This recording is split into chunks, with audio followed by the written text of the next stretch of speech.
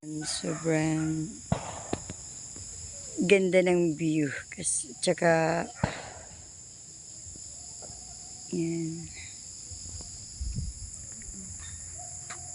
Dito yan sa Barangay Tigbaw, Cargara, Leyte sa Candada Farm. Okay, medyo tahimik pa.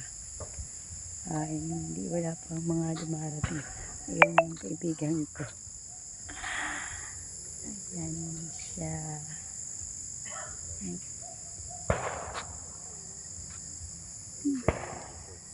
Daming mga puno.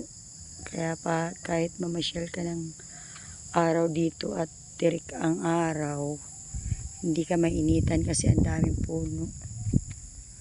Ayan. Yan.